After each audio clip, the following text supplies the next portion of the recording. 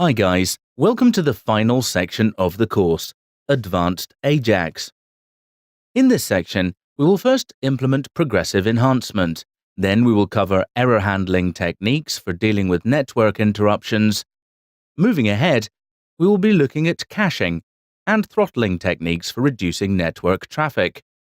Finally, we will look at ways to extend the inner workings of the Ajax system.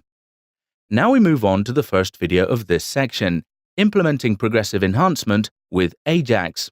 In this video, we are going to build a form that searches GitHub repositories. Progressive enhancement philosophy ensures a positive user experience for all users by mandating that a working product be put in place first before additional embellishments are added for users with modern browsers. As an example, we'll build a form that searches GitHub repositories. So, before we begin, you need to create directories for images, listings, node modules. Also, you need to add a style sheet file, which enhances our web page.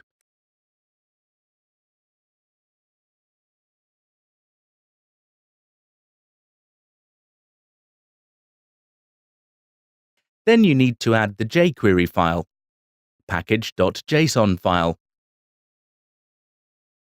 server.js file. Finally, add this image, which we will require later. So for building a form, we create index.html file and add this code. We have created a form here, which searches for GitHub repositories.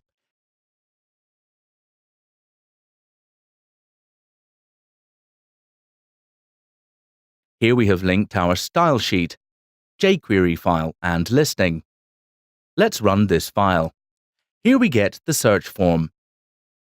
This is a normal form element with a text input and a submit button labeled as request. When the request button is clicked on, the form submits as normal. The user's browser is directed to the github.com and the results are displayed.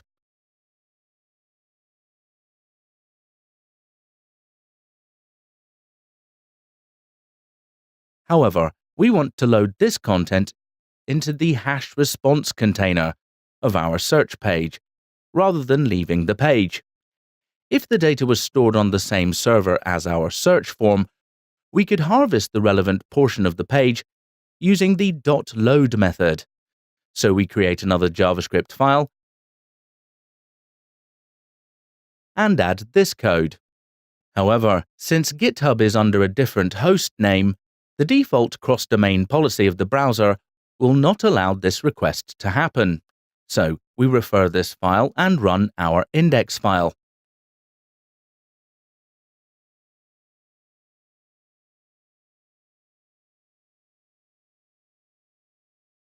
As you can see, the browser is not allowing the request.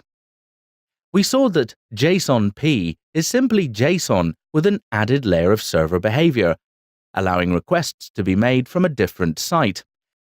When a request is made for the JSONP data, a special query string parameter is provided that allows the requesting script to process the data.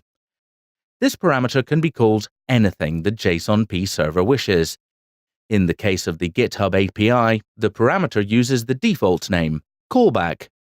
Because the default callback name is used, the only setup required to make a JSONP request is to declare to jQuery that j-sonp is the data type we're expecting. So we create one more JavaScript file, numbered 7.1js,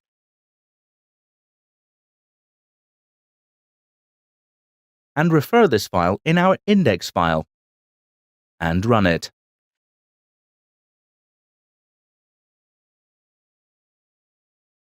Now we can inspect the JSON data in the console. The data, in this case, is an array of objects, each describing a GitHub repository. All of the data we need to display about a repository is included in this object.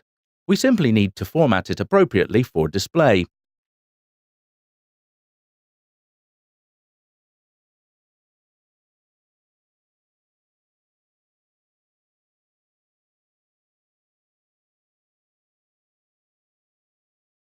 So we create another JavaScript file and add this code. Creating the HTML for an item is somewhat involved, so we'll break that step out into its own helper function. The buildItem function converts the JSON object into an HTML list item. This includes a link to the main GitHub repository page, followed by the description. At this point, we have a function that creates the HTML for a single item. When our Ajax call completes, we'll need to call this function on every returned object and display all of the results. So let's create one more JavaScript file and add this code. Now that we have a functional success handler, we refer this file to our index file and refresh the HTML page. Performing a search nicely presents the results in a column next to our form. With this, we have created a form that searches GitHub repositories.